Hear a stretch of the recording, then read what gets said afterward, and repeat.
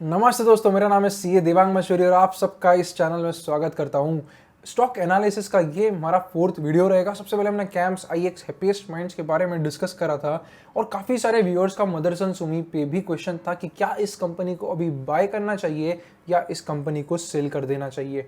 तो इस वीडियो में हम समझेंगे मदरसन सुमी के बारे में, मदरसन सुमी का ओवरऑल विजन 2025 क्या है, कंपनी के हम फाइनेंशियल्स के बारे में भी डिस्कस करेंगे, साथ में उसका वैल्यूएशन और फाइनली टेक्निकल एनालिसिस, जिसमें कि मैं आपको की सपोर्ट एरियाज और कौन से लेवल पे आपको इस स्टॉक को बाय करना चाहिए वो भी आपको बताऊंगा। तो दोस्तों वीडियो को पूरा जरूर देखिएगा और अगर अभी तक आपने इस चैनल को सब्सक्राइब नहीं करा है तो सब्सक्राइब कर दीजिए और बेल आइकॉन भी प्रेस कर दीजिए, जिससे कि कोई भी स्टॉक एनालिसिस और लर्निंग वीडियो आपसे कभी मिस ना हो। चलिए शुरू करते हैं।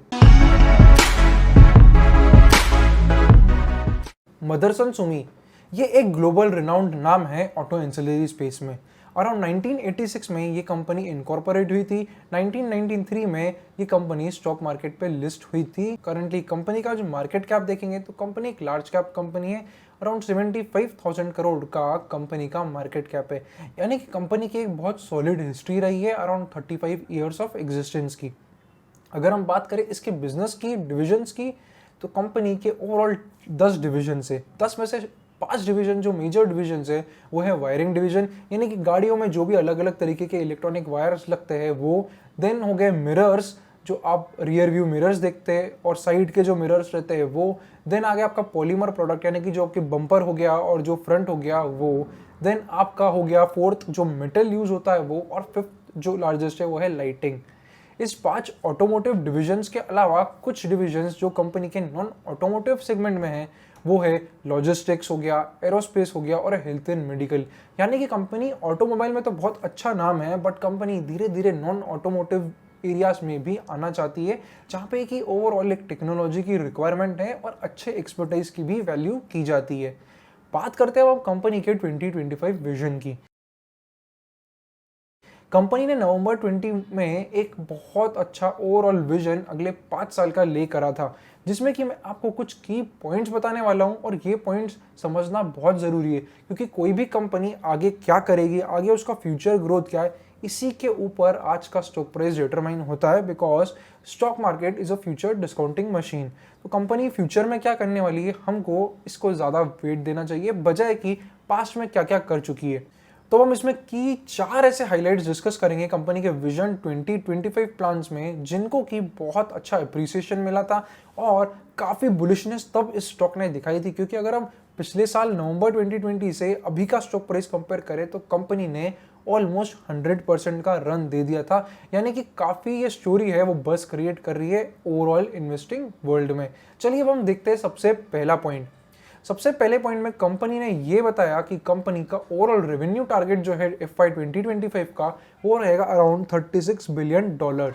कंपनी की करंट रेवेन्यू की बात करें तो ये अराउंड $9 बिलियन है, यानी कि अगले 4 साल में कंपनी अपने रेवेन्यूज को 4 गुना करना चाह रही है। अब देखिए ये 4 गुना 4 साल में काफ़ी चैलेंजिंग काम है और काफ़ी मेहनत का काम है, इसलिए ये मैं इसे बोलूँगा कि ये थोड़ा एग्रेसिव टारगेट्स है। बट इसके लिए कंपनी जो स्ट्रैटेजी आउटलाइन करती है वो है इनऑर्गेनिक एक्विजिशंस की, यानी कि रेवेन्यू ग्रोथ बढ़ाना। दूसरी छोटी छोटी कंपनीज जो कंपनी को लगता है कि उनकी कंपनी के ओवरऑल विजन के साथ मैच करेगी, वैसी कंपनीज को अक्वायर करते जाना, नई नई जोग्राफीज में घुसते जाना, नए नए प्रोडक्ट लाइन्स में घुसते जाना, ये कंपनी की मेजर स्ट्रैटेजी रहेगी एक इनऑर्गेनिक ग्रोथ की। और ये बात काफ़ी हद तक सही भी है, क्योंकि लास्ट मंथ भी कंपनी ने एक कंपनी को एक्वायर करा था जिसका नाम है CIM टूल्स प्राइवेट लिमिटेड। तो कंपनी एक्विजिशन में बहुत तेज है, नए नए एरियाज में घुसने के लिए भी रेडी रहती है, एक ग्रोथ माइंडसेट की ओवरऑल कंपनी है। अगर ऐसा होता है कि अगले 4 साल में कंपनी ओवरऑल 4 गुना रेवेन्यूज कर देगी तो ये बहुत ही अच्छी बात होगी, एक बहुत आइडियल ग्रोथ रेट यहाँ पे मिलेगी। बट अगर हम कंपनी के पिछले 5 साल की ग्रोथ की बात करें तो वो हमें कुछ और ही बताता है। कंपनी के पिछले 5 साल का जो हम टॉप लाइन ग्रोथ देखेंगे वो सिर्फ 9% से बढ़ी है सेल्स। सो 9% के घर जो कि पास 5 साल रहा और नेक्स्ट 4 ईयर्स में कंपनी 4 टाइम्स अपना रेवेन्यू करने वाली है, यानी कि कंपनी का ऐसा एस्टिमेशन है कि यहाँ से जो ग्रोथ है वो एक्सपोनेंशियली बढ़ेगी। बात करते हैं हम दूसरे पॉइंट की, जो कि कंपनी की क्वालिटी से डिटरमाइन करती है, यानी कि रिटर्न ऑन कैपिटल एम्प्लॉयड की।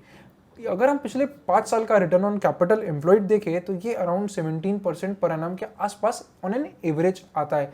अगर हम FY 2025 की बात करें तो कंपनी के विजन 2025 में कंपनी ने ऐसा कहा है कि वो ओवरऑल ROC 40% तक पहुंचाना चाहती है, यानी कि यहाँ से ROC मोर देन डबल करने का कंपनी का टारगेट है। थर्ड पॉइंट की अगर हम बात करें तो बिजनेस रिस्ट्रक्चरिंग। कंपनी का मेजॉरिटी रेवेन्यू जो अभी आता है वो है ऑटो इंडस्ट्री से, बट कंपनी अब नॉन ऑटोमोटिव सेक्टर्स में भी जाना चाह रही है और कंपनी का टारगेट है कि अगले 4 साल में 25% ऑफ रेवेन्यू जो है वो नॉन ऑटोमोटिव सेगमेंट यानी कि एरोस्पेस, हेल्थ हो गया और लॉजिस्टिक्स हो गया, इन 3 सेक्टर से आना चाहिए।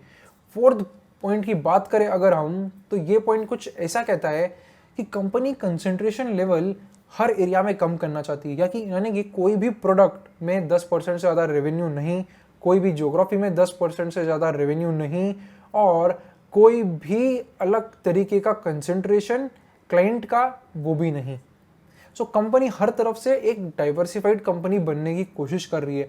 अगर कंपनी का ROC, ग्रोथ और हम कंसंट्रेशन लेवल्स, ये तीनों जिस तरीके से कंपनी प्लान कर रही है उस तरीके से अगर होता है तो हम इसको एक बहुत ही आइडियल कंपनी टू बाय बोल सकते हैं, क्योंकि हम सभी एक high growth, high quality company खरीदना चाहते हैं और कंपनी भी वही टारगेट कर रही है। तो ये चारों पॉइंट काफ़ी चैलेंजिंग है, बट विजन 2025 हाईलाइट में ये 4 पॉइंट्स पे बहुत बज़ मचा है और मार्केट में इसलिए मदरसन सुमी में बहुत सारे लोग बुलिश भी है। तो ये है हमारे फ्यूचर के बारे में बात। अब हम समझते हैं कंपनी के फाइनेंशियल्स कैसे रहे, रिसेंट क्वार्टर के रिजल्ट्स कैसे आए। कंपनी के अगर हम 5 साल की सेल्स की ग्रोथ देखें तो दोस्तों ये सिर्फ 9% ही है। प्रॉफिट ग्रोथ की बात करें तो यहाँ पे डी ग्रोथ देखने को मिलता है, 4% से ओवरऑल यहाँ पे डी ग्रो हुआ है कंपनी के प्रॉफिट्स। बात करें हम रिसेंट क्वार्टर रिजल्ट्स के तो कंपनी के जून क्वार्टर के रिजल्ट्स में जो सेल्स है वो 93% तक की ग्रो हुई थी और जो प्रॉफिट है कंपनी का वो एक्चुअली 1100 करोड़ के नुकसान से 347 करोड़ के प्रॉफिट में टर्न हुआ था, यानी कि जून क्वार्टर में company loss to profit change हुआ। ये आप देखेंगे तो overall last year corona virus था, इसके कारण ये आपको बहुत ज़्यादा नंबर दिख रहे हैं जो कि एक्चुअली में सिर्फ एक बेस इफेक्ट है। बात करें अब हम मार्च 21 क्वार्टर के रिजल्ट्स की तो यहाँ पे सेल्स में 17% का ओवरऑल इंक्रीमेंट देखा गया और जो पैट है वो 48 करोड़ से 848 करोड़ आ गया। तो यहाँ पे भी ओवरऑल सेल्स और प्रॉफिट है वो अच्छे ग्रो हुए।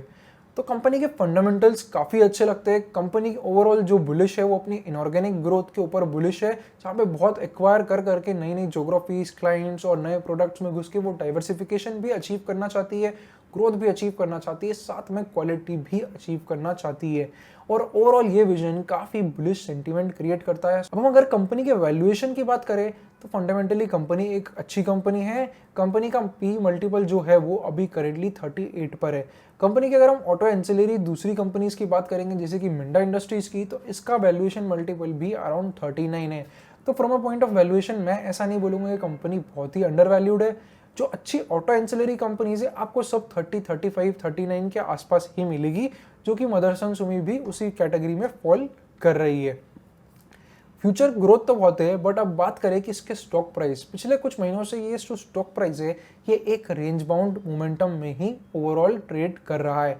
तो अब हम देखते हैं इसका टेक्निकल चार्ट और क्या लगता है इस चार्ट का ओवरऑल आउटपुट क्या है, वो की सपोर्ट लेवल्स और कौन से प्राइस पे आप इस कंपनी को लॉन्ग टर्म के लिए बाय कर सकते हैं।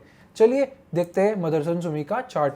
अगर हम इस कंपनी का लॉन्ग टर्म चार्ट देख रहे हैं जो कि अभी आपकी स्क्रीन में होगा तो कंपनी अराउंड 2018 जनवरी के टॉप के बहुत आसपास है और यहाँ पे एक हेवी रेजिस्टेंस जो है वो लास्ट 6 महीने से कंपनी को कंटिन्यूस पड़ रहा है, कंपनी के स्टॉक प्राइस को पड़ रहा है। तो ये एक की लेवल रेजिस्टेंस है जो कि अराउंड 263 के प्राइस लेवल पर है। अगर कंपनी 263 के ऊपर जाती है तो यहाँ पे जो बुलिश मोमेंटम होगा वो कंप्लीट रिवाइव हो जाएगा और एक बहुत सॉलिड मूव देखने को मिल सकता है, क्योंकि एक अच्छा लंबा कंसोलिडेशन का ओवरऑल ब्रेक होगा और काफ़ी 6-7 महीने से कंपनी यहीं ट्रेड कर रही है तो ओवरऑल मोमेंटम का जो बिल्डअप है वो भी बहुत अच्छा होगा। बात करें अगर हम इसके की सपोर्ट जोन्स की तो जैसा कि आप देख सकते हैं इसका एक बहुत अच्छा सपोर्ट जोन जो है वो 196 लेवल पर है। तो स्टॉक जो है 196 से लेके 260-255 के बीच में ही पिछले 6 महीने से ऊपर नीचे ट्रेड कर रही है। तो 196 आपका वीकली बेसिस पे एक स्टॉप लॉस होना चाहिए और अगर ये स्टॉक 260 प्राइस को क्रॉस करता है तो यहाँ पे एक बुलिश मोमेंटम का रिवाइवल है और आप स्टॉक को लॉन्ग कर सकते हैं, यानी कि स्टॉक को खरीद सकते हैं। तब तक मैं आपको ऐसा बोलूंगा कि स्टॉक एक साइडवेज मोमेंटम में है। ये स्टॉक ओवरऑल तो बुलिश है, बट अभी एक साइडवेज मोमेंटम में है, आपको ब्रेकआउट का इंतजार करना चाहिए। तो ये रहा मदरसन सुमी का कंप्लीट एनालिसिस। अगर आपको वीडियो अच्छा लगा तो कमेंट ज़रूर कर दीजिएगा कि क्या आप मदरसन सुमी खरीद रहे हैं या नहीं खरीद रहे, मुझे ज़रूर बताइए। मैं भी जानना चाहता हूँ आपका ओवरऑल ओपिनियन क्या है। चैनल को सब्सक्राइब ज़रूर करिए और बेल आइकॉन भी दबाइए, जिससे कि कोई भी इंफॉर्मेटिव वीडियो और एनालिसिस वीडियो आपसे मिस ना हो। मिलते हैं फिर से हम अगले वीडियो में। Thank you for watching. C A Devang Maheshwari.